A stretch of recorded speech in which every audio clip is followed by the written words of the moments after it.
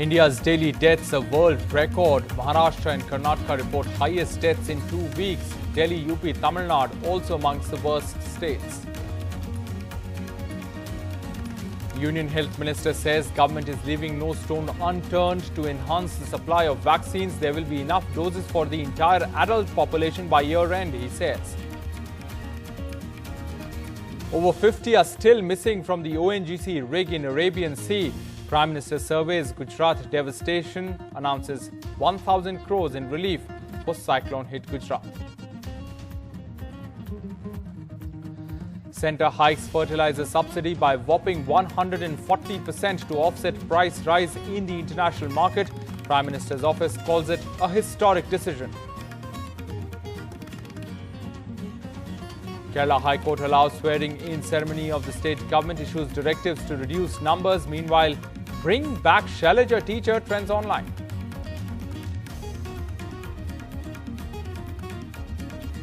And Delhi sees record rain for the month of May, also lowest maximum temperature of May after 1951 due to the impact of Cyclone Tauktae.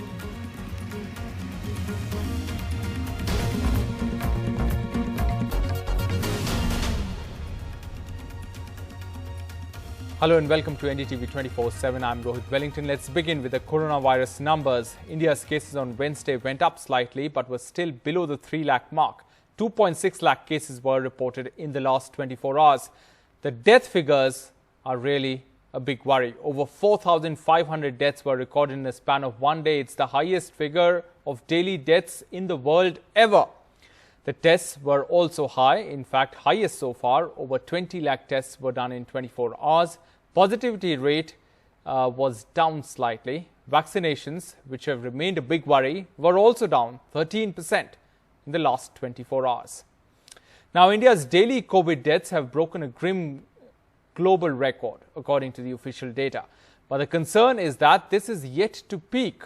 Now, this graph reflects that there is a lag between a surge in cases and surge in deaths. Experts say the lag is about 14 days. Average daily cases peaked on the 9th. On Wednesday, the average daily deaths have hit a new high, but as the graph shows, it is still firmly upward bound. Another worrying point is that the pace at which the average daily deaths have risen is far more than average cases. Since the 1st of April to the peak, cases were up 531%, but deaths from the 1st of April to the 19th are up 1,200%. And if we look at the 2-week death figures, the worst hit states are there up on your screens: Maharashtra, Karnataka, Delhi, Uttar Pradesh and Tamil Nadu. In Delhi, the percentage change is in fact gone down, but in Tamil Nadu and Karnataka, the percentage change is upwards of 100%. Now, Union Health Minister Dr. Harshvardhan on Wednesday said that India will have procured 267 crore vaccine doses by the end of this year and will be in a position to inoculate at least all of its adult population.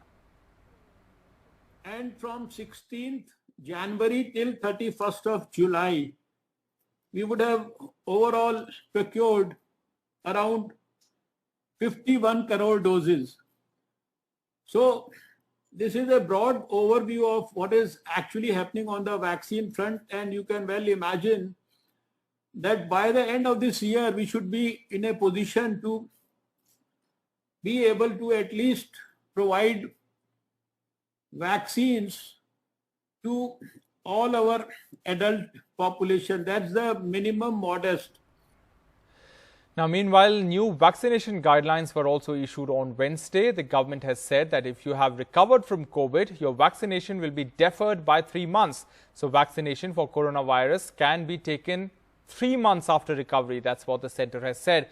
Also, if you were infected after first dose, then your second dose will be deferred by 3 months after recovery. COVID vaccination has also now been recommended for all lactating women as well. Now, with people struggling to book a slot on CoWIN for vaccination, many people in urban areas are now turning towards vaccination centres in rural areas. Sukirti Dwivedi has this report. This is a vaccination site at a Greater Noida village. The people queuing up aren't villagers, but from upscale apartments in Noida and Ghaziabad who had never even heard of this village. Akash Saxena and Soumya travelled 20 kilometers to get here, the only place where they could get an appointment. 3-4 दिन मशक्कत करने के बाद इस Sunday को slots खुले काफ़ी, तो जो हमें सबसे पहले जो मिला वो यहाँ का मिला, तो हमने उसको यहाँ करा दिया और हम लोग यहाँ पर आ गए। इससे पहले कभी आप आए थे? इस गांव का नाम सुना था आपने? नहीं, हमने तो पूछ के आए, हम लोग वो मैप लगा के आए हैं और पूछ के आए हैं। मैं नोएडा सेक्टर 78 से आई हूँ एंड यही मेरे को वो मिला, लोकेशन जो मिली टेस्ट की, बहुत कम लोकेशंस अवेलेबल थी। गांव का नाम भी सुना था आपने? नहीं, पहले कभी नहीं सुना। In Greater Noida villages like Bisrak and Khairpur Gurjar, 10 to 15 people test positive every day. But there is still some hesitancy, even for those like 42-year-old Rishi Chaudhary, who lost both his parents to COVID in the last 20 days. ये बहुत चली हुई है कि जिस diabetes वाले हैं या जिनके बीपी हाई होता है तो उनको परेशानी होती है, तो ये क्लियरिटी हो। डॉक्टर्स की टीम आए, उनको अवेयर करे, गांव में जागरूक करे, उनको यदि उन पे नहीं होता मैनुअली रजिस्ट्रेशन करे और उनको टीका लगाए। As per the rules, walk-in vaccination is not allowed for those in the 18 to 44 age group. A booking on CoWIN is the only way. Officials admit there are problems. हमने recognise किया है कि गांव वाले थोड़ा पढ़े लिखे नहीं होते और वो ऑनलाइन पोर्टल पे रजिस्ट्रेशन कराने में उन्हें प्रॉब्लम आ रही है, और इस चीज़ को हमने ऊपर तक भी बात की है और इस चीज़ को जल्दी रिसॉल्व कर लिया जाएगा। The government has announced that from next week CoWIN will be available in Hindi and 14 other regional languages. But the government will have to do more than just resolving language barriers. It will have to ensure access to basic resources. From Greater Noida with camera person Sushil Rathi, this is Sukirti Dwivedi for NDTV. Top experts are now suggesting that women should plan pregnancy only after getting vaccinated, because in this way, they say, COVID has shown more impact on pregnant mothers and newborns. In the second wave of the coronavirus, new variant B1617 is believed to be causing complications for pregnant women, especially at the time of childbirth. कुछ females जो समय पे hospital नहीं पहुंच पाई या फिर जिनको already comorbidity था जैसे डायबिटीज या उनको पहले से कुछ बीमारियां थी, उनमें फर्टिलिटी रेट हाई रहा है। Dr. Amol Pawar, obstetrician, gynecologist and COVID-19 nodal officer at a maternity hospital which has admitted 527 COVID pregnant ladies, explains the complications. ये pregnant women में जो complications हुए वो पहले वेव के कंपैरिजन में हम ले तो काफ़ी ज़्यादा थे। थोड़े ही समय में काफ़ी सारे प्रेग्नेंट वुमेन उसमें कॉम्प्लिकेट हुए थे, और इसमें ये कॉम्प्लिकेशंस जो हुए थे इसमें से सबसे ज़्यादा कॉम्प्लिकेशन अबॉर्शंस के थे या अर्ली डिलीवरी। पहले वेव में डेथ्स बहुत रेयर थे और बच्चों में कॉम्प्लिकेशंस, न्यूबॉर्न बच्चों में कॉम्प्लिकेशंस भी कंपैरिजन में ज़्यादा रहते। अगर आप हमारी सलाह मांग रहे हो तो एक चीज़ डेफिनेट है कि अगर आप अभी तक प्रेग्नेंट नहीं हुए हो ऑलरेडी, तो फिर मैं एडवाइस करूंगी कि डेफिनेटली वैक्सीनेशन आप पहले करवा लीजिए और फिर प्रेगनेंसी प्लान करवा लीजिए। In this new wave, there are more cases of newborns needing ICU or ventilators due to COVID, and experts feel pregnancy should be planned after getting vaccinated. With Pooja Bharadwaj in Mumbai, Bureau Report, NDTV. Now, the ICMR has issued an advisory for COVID home testing using rapid antigen tests. The test kit made by MyLab Discovery Solutions has been given a go-ahead. The sample will be a nasal swab. Now, the ICMR advisory says that home testing by the rapid antigen test is advised only in symptomatic individuals and immediate contacts of laboratory confirmed positive cases.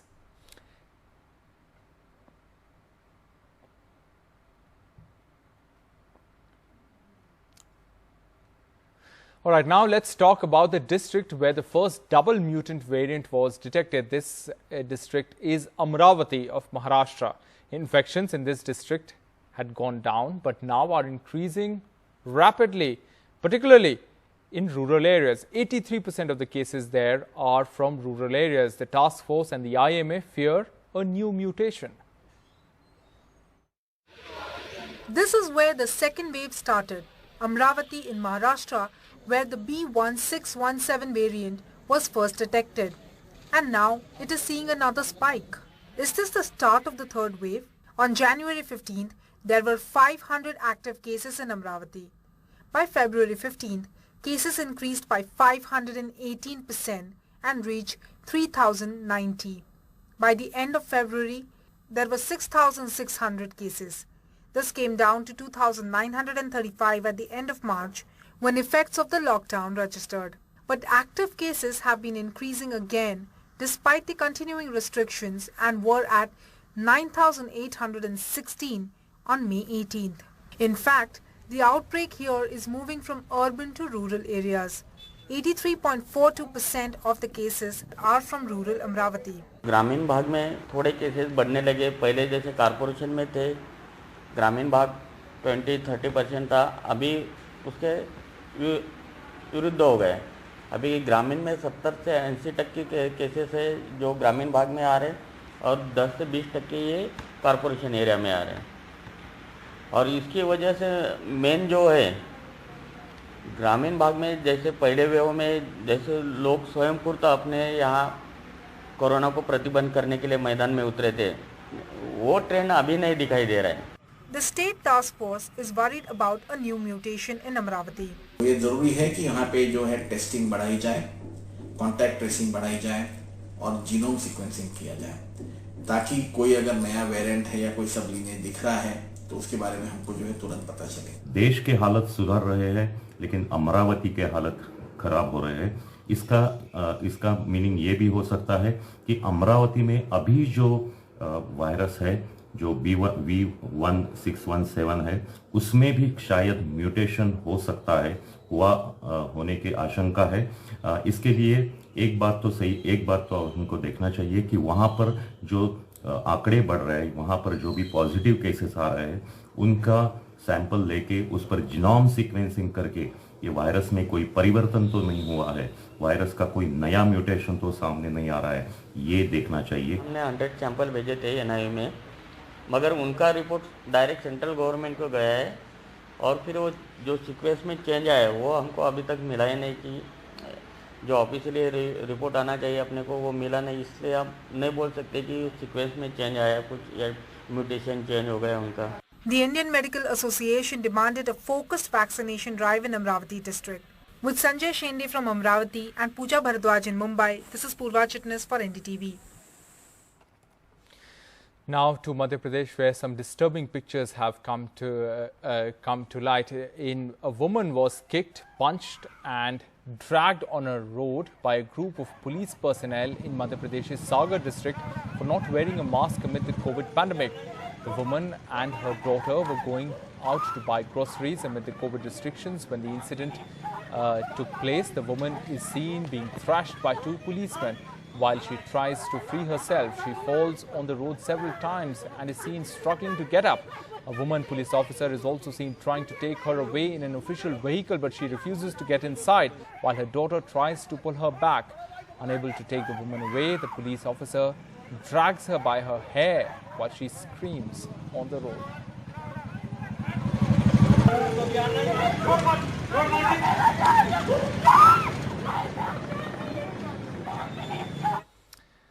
Now to the cyclone Tauktae aftermath. Over 50 ONGC workers are still missing after a barge that was carrying 261 people sank 35 nautical miles off the Mumbai coast on Monday as cyclone Tauktae swept past.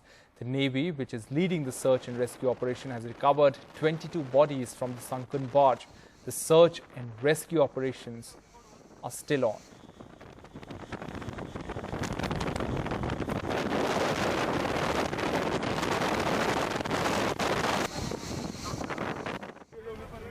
Survivors from the disaster out in the Arabian Ocean returning to Mumbai after being rescued. Many of these men had spent an entire night out in the ocean in cyclonic conditions with nothing more than a life jacket to save them.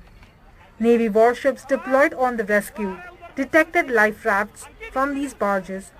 From the barge, these men used to call home. But all the rafts were empty. The men on board had been tossed into the sea. They had to fend for themselves. 22 of their colleagues are dead and 51 remain missing. The search continues. Sunil Jha, a resident of Kushinagar in UP, was afloat at sea for 14 hours. He says they knew a cyclone was coming. He has no idea why they weren't evacuated earlier. सोमवार को पानी भरना चालू हुआ, उसके बाद वो जो बार्ज इंचार्ज था वो बोला कि अब बोट पलटी होने वाला है, दूसरा बोट को बुलाया गया, बोट आया नहीं दूसरा। उसके बाद थोड़ी देर बाद 10-12 बजे तक हम लोग पलटी होने लगा, बस एकदम खड़ा हो गया बोट। अब बोला कि पलटी होने वाला आप लोग कूद सकते हैं, तो हम लोग अपना लाइफ जैकेट निकाला, उसके बाद कूदना चालू किया। Alam Sheikh says he has no idea about his brother who was on barge P305.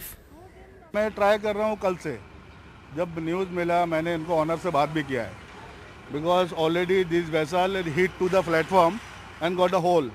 So I told them to pull out the vessel. But why these people not pull out the vessel when they got information the cyclone will come?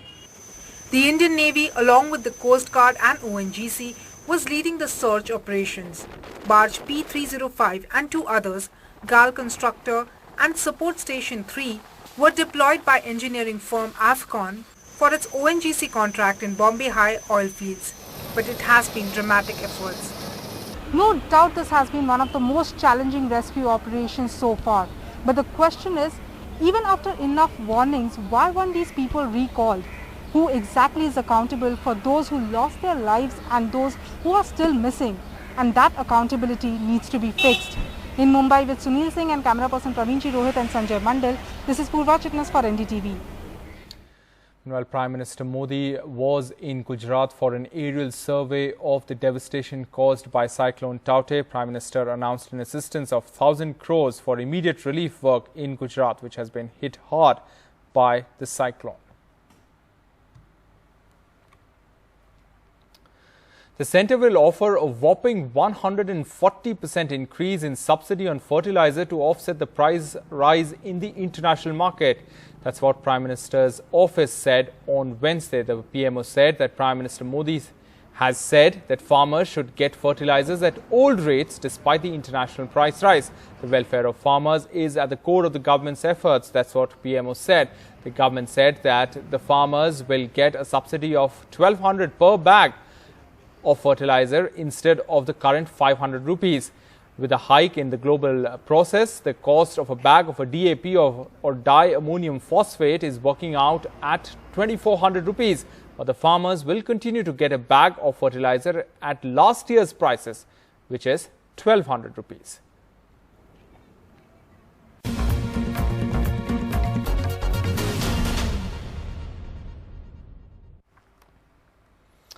Welcome back. Kerala High Court has allowed swearing-in ceremony of the government but has issued directives to reduce the crowds. MLAs are not allowed to bring families. The minister designates can bring their families. Court has left it to the left government to decide on other guests. The High Court has said that West Bengal and Tamil Nadu had smaller swearing-in despite larger assemblies. Last-minute touches for Pinarayi Vijayan's second innings as Kerala's Chief Minister. At this stadium, where 1,000 can be seated with COVID protocols, only 500 invitees are being allowed according to the government. But many are questioning why this can't be held virtually, given the lockdown and the spiralling COVID deaths. They are organizing a grand ceremony with the participation of hundreds of people at the swearing ceremony. It's a wrong decision. We cannot agree with that decision. So UDF has decided to participate in the swearing ceremony only in virtually. The swearing-in ceremony is not only going to be reflective of the historic win of the CPM-led left in Kerala, but also this new cabinet of many first-time ministers, party insiders say is reflective of the growing influence of Pinarayi Vijayan within the party. The new Pinarayi Vijayan cabinet will have the highest number of women ministers at 3 in any Kerala government. Veena George, a former journalist and two-time MLA, will replace KK Shailaja as Health Minister, who is respected even by adversaries for her handling of the pandemic. Interestingly, at least 9 of the 21 cabinet ministers are first-time MLAs in the new left government, and except 4, all are first-time ministers.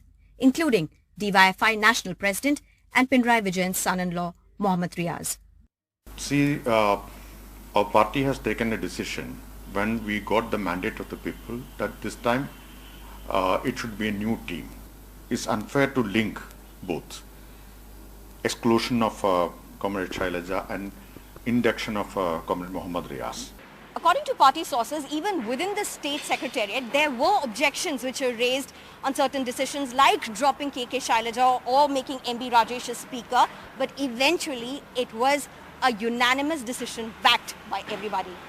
With camera person SP Babu, Sneha Koshi for NDTV.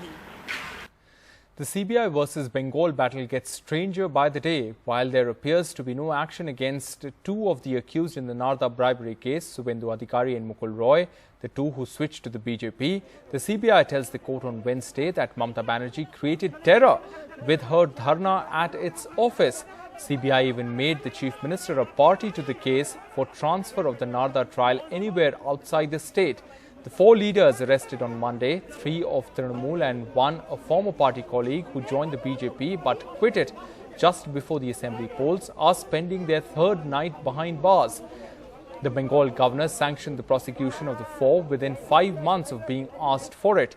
The Lok Sabha Speaker has not granted CBI sanction to prosecute Subhendu Adhikari for 2 years now.